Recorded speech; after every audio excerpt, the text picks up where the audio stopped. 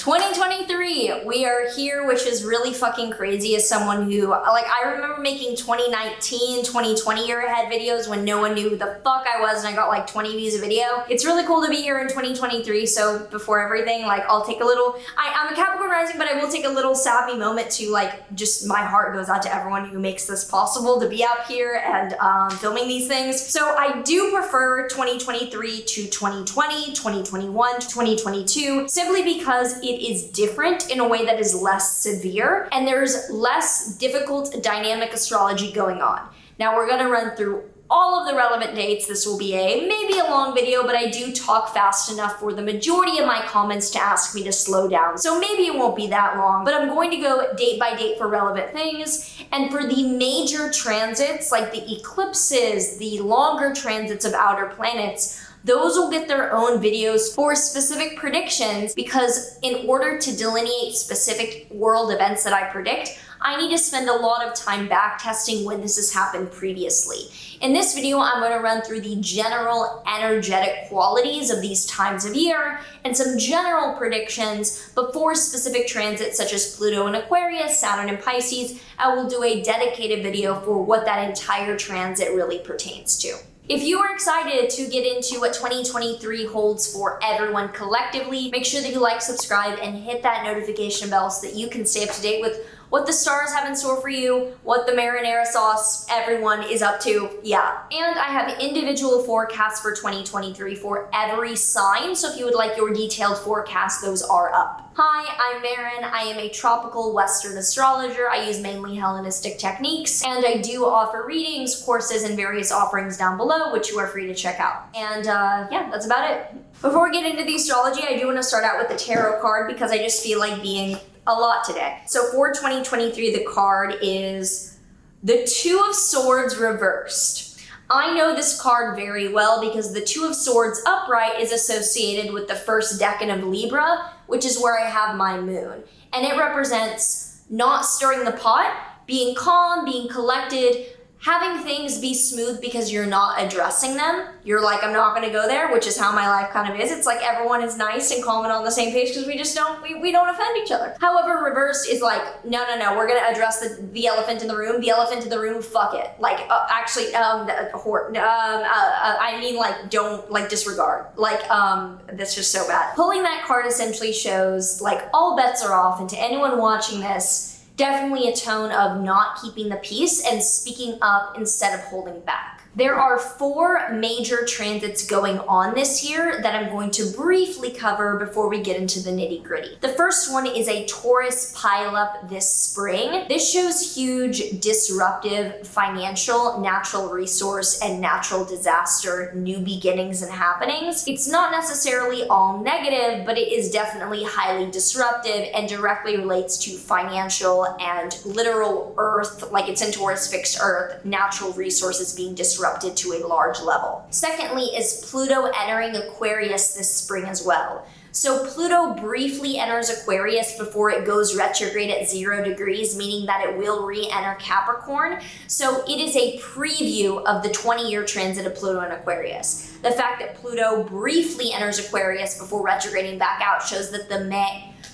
this spring into early summer is a preview of what the technological, social, and innovation-based transformation will be in the world. Thirdly is Saturn entering Pisces. This March has Saturn, the planet of structure, challenge, and commitment, entering Pisces for a 3-year transit, showing possibly more debate, more conservative mindset, and more challenges in terms of religion or thoughts about beliefs and spirituality in the world. And finally, the second half of the year, July onward, will have the North Node entering Aries and the South Node entering Libra, showing a new shift of eclipse energy towards different pivotal world events, likely centered in anti-censorship, more around self-empowerment and individuation.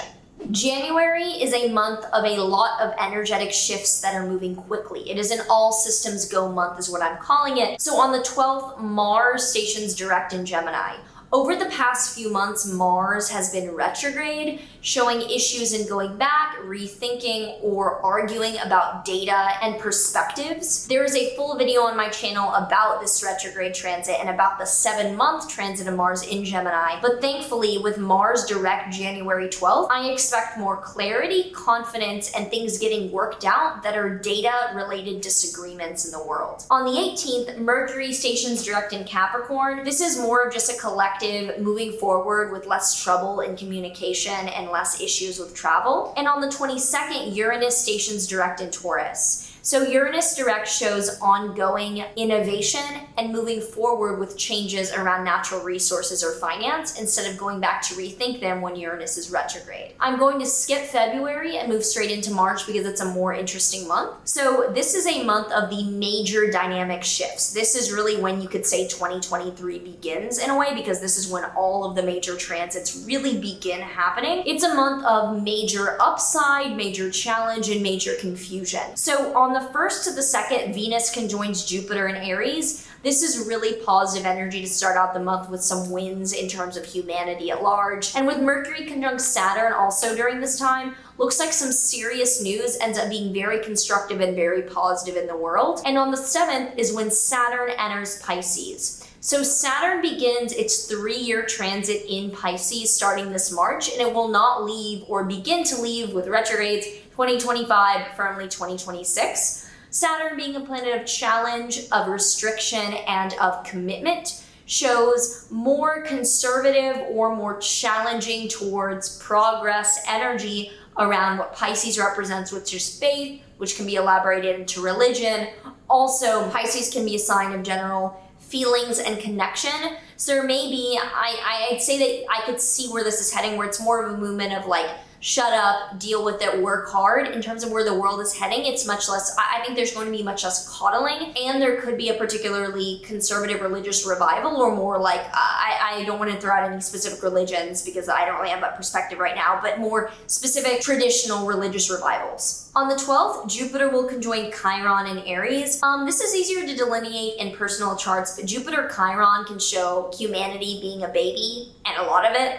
So around the middle of March, look for humanity being a baby, and a lot of it because Chiron is vulnerability and Jupiter expands. From the 13th to the 14th, Mars in Gemini squares Neptune in Pisces. This is the final Mars-Neptune square that has been ongoing for nearly 7 months. And this shows issues around data and lack of clarity finally being the last straw. That the Mars-Neptune contacts generally show issues with clarity or being confident with our actions. They're the epitome of cowardice. And I say this as someone with Mars opposite Neptune. So with it the final time, look for the final disagreements, the final cowardly actions, the final disputes around data. It's the last straw. This is it. Also, right after that, from the 15th to the 17th, Sun, Mercury, Neptune, and Pisces are squaring Mars and Gemini. Looks like a lot of cowardice and final last straw disagreements around data the middle of March. Then on the 23rd is the big day that Pluto enters Aquarius. Pluto is a planet of transformation, of death and rebirth, and of large-scale crisis in humanity. And with it entering Aquarius, and Aquarius being a sign of collective architecture,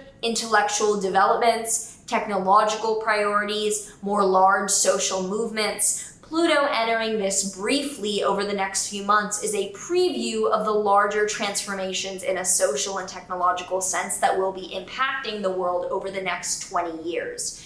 Pluto will be in Aquarius for about 2 decades, but because this is a brief transit before Pluto re-enters Capricorn, because it does go retrograde, think about the events that are occurring March, April, May, and through that time, seeing that as a sneak peek at the larger developments. So look for the events March, April, May that are transformative, crisis-oriented catalysts around technology and social movements, and that will be a preview over what happens over the next 20 years, 2024 onward. On the 25th is another major transit, which is Mars after 7 months finally leaving Gemini and entering Cancer. Now, this is not going to be a major day in and of itself, but it is a collective sigh of relief after 7 months of fighting and aggression in Gemini, which is data, which is intellect. Moving into Cancer might be more emotional or more like gaslighting issues, honestly, in the world. Could be also fighting over water, but that is a warm welcome because it will not spend 7 months in Cancer. That is not normal. On the 28th, Mercury will conjoin Jupiter in Aries. This looks like very positive, very good news, especially for human rights or for independence of some kind. And on the 30th to the 31st, Venus will conjoin Uranus in Taurus. Venus-Uranus is shocking or very electric, very sudden, disruptive, value-based events. These sudden, disruptive, value-based events likely relate to finances, could also be some kind of like cosmetic or beauty related weird issue in the world during that time. In April, this is a month of more optimism and confidence, so I do like April. So from the 11th to the 12th, the Sun will conjoin Jupiter in Aries. This is very great for empowered actions by leaders. On the 20th, there is a total solar eclipse in Aries. So this is the first eclipse in this Aries Libra cycle, with the North Node still being in Taurus. However, it is more of a preview, but still definitely gives some important information about this eclipse cycle in Aries and Libra starting the second half of the year. So this is a little bit confusing, but the solar eclipse is in Aries, but the North Node is technically still in Taurus, so it's a little bit different. However, with this total solar eclipse happening in Aries, it is a catalyst new beginning around anti-censorship, free speech, etc. On the 21st, Mercury will station retrograde in Taurus, so do know that April 21st until the middle of May, there will be some communication issues or likely step backs around travel. Now, May is a month of foundational new beginnings. It's a very catalytic month. Starting on the 5th, there is a lunar eclipse in Scorpio. This is a final ending or chapter completing around women's issues and around the financial issues that have really characterized this Taurus and Scorpio eclipse cycle. So this will be a final kind of like, we're done, we're tying this up. Obviously, not every issue will be resolved, but the cycle of this particular storyline will likely culminate around the beginning of May for things like Roe v. Wade and reproductive things in the US, along with, and I'm working on this video, it should be out in a few days after filming this, Iran astrology and women in that regard. And on the 14th to the 21st, we have the first major outer planet transit going exact. Jupiter in Taurus is squaring Pluto in Aquarius, and Jupiter enters Taurus just a few days later. So if you're asking how Jupiter in Taurus can square Pluto before it actually enters, I'm just listing it out as the majority of this week. Pluto will be in Taurus, but it enters a few days in. You'll see what I mean in a second. Jupiter squaring Pluto shows growth of transformation, that in a positive or growth-oriented sense, transformation is being sped up or encouraged. This is neutral to positive, given that Jupiter squares are positive aspects, and Pluto being a planet of crisis or of psychological themes shows the growth of needing to change psychologically and needing to transform psychologically as a collective. So this is in the background, but it goes exact in the middle of May here. Now on the 14th, Mercury retrograde is over, Mercury stations direct, yay, yay, yay. And on the 16th, Jupiter enters Taurus. So Jupiter being a planet of growth and of expansion, entering Taurus shows a positive development in regards to finance, natural resources, and foundations, support structures, things like that. This is different than the North Node, which has been in Taurus for 1.5 years, which shows growth, yes, but it's more destructive and more catalytic, versus Jupiter tends to show positive growth and positive developments on a more slow, steady level. And on the 19th, there is a new moon in Taurus, which is not technically an eclipse. It's a new moon. It's not close enough to the ecliptic to be an eclipse. It has a lot going on in Taurus. It has the Sun, Moon, Uranus, Jupiter, Mercury, North Node. This shows a very, very disruptive yet positively oriented financial new beginning, in my opinion. Definitely looks like something that, or I don't want to say positive in a sense where it's like, yay, save the day, or market is up. More like there will be likely something very regulatory based introduced to crypto, in my opinion. Looks like something that is a financial new beginning, but it's very disruptive in a future-oriented sense and is not a breakdown. June starts off with a bang, but definitely slows down. So we start off on the 1st with Jupiter conjunct the North Node in Taurus. Jupiter represents expansion. The North Node represents future growth or future focus to be ambitious.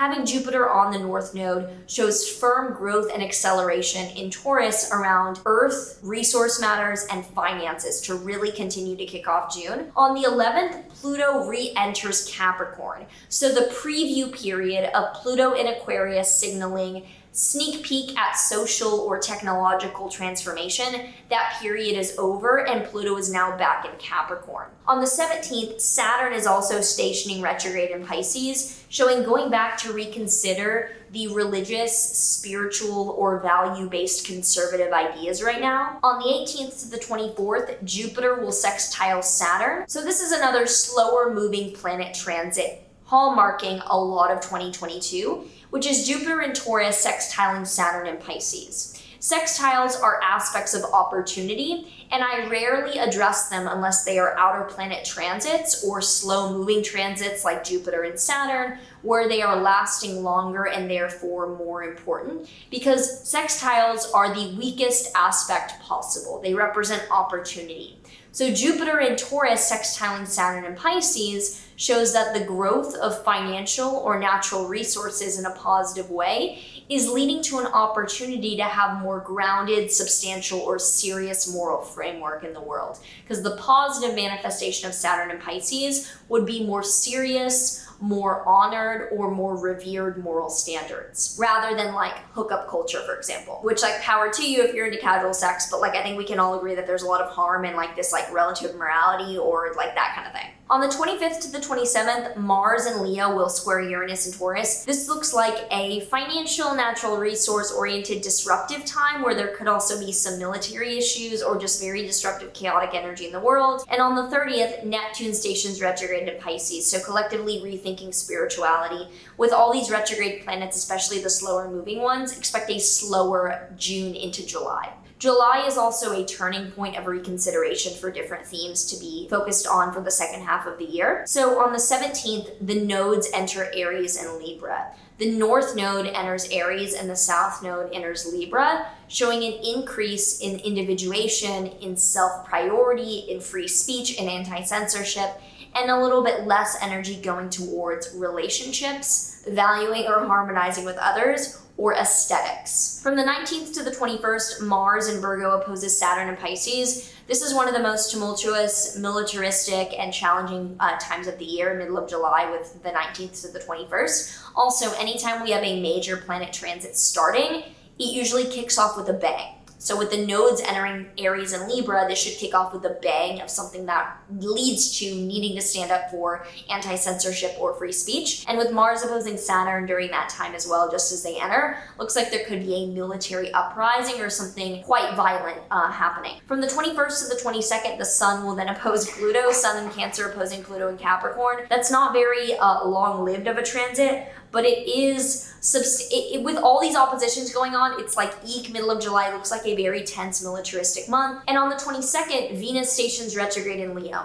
Venus retrogrades are times of rethinking value, rethinking aesthetics, and rethinking relationships in a part of our life. With Venus going retrograde in Leo, I think we're gonna have a lot of people reconsidering the optics of their relationships, a lot of people reconsidering their appearance, and being economically not too great during that time. That usually does show a downturn in the market. Then from the 23rd to the 25th, Pluto will be at the 90-degree bending of the nodes. So North and South Node are in Aries and Libra. Pluto will be in Capricorn at the 90-degree angle at the very end of Capricorn.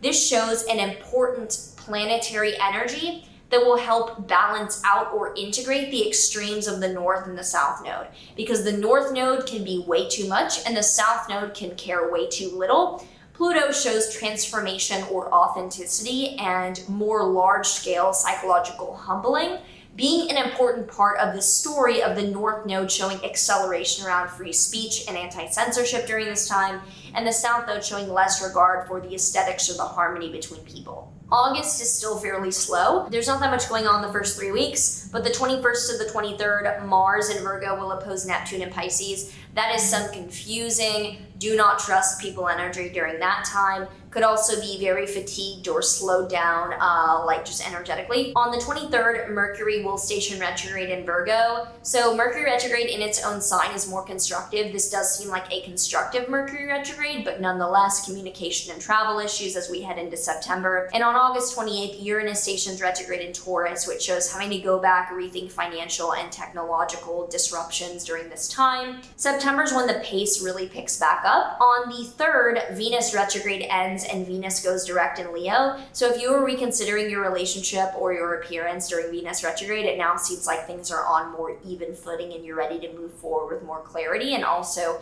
things in the market should pick up. On the 15th, Mercury will station direct in Virgo as well. So Mercury retrograde is over, Mercury is direct. October is where the breakthrough cycle really begins to pick up again. And on the 10th, Pluto stations direct in Capricorn. This is the final few months of Pluto in Capricorn, over a decade transit of transformation of power structures, hierarchies, things like banks, governments, and institutions. A lot of them downfalling, or like their downfall. Pluto can be a planet of the tower and that downfall. So watch for the final dominoes to fall around institutions, major power structures, things like governments, banks, and corporations during the final 2 months of 2023. On the 14th, there is a solar eclipse in Libra. Solar eclipses are new beginnings, and in Libra near the South Node, this is going to be a new beginning in everyone's lives, likely around relationships or aesthetics in a certain portion of your chart.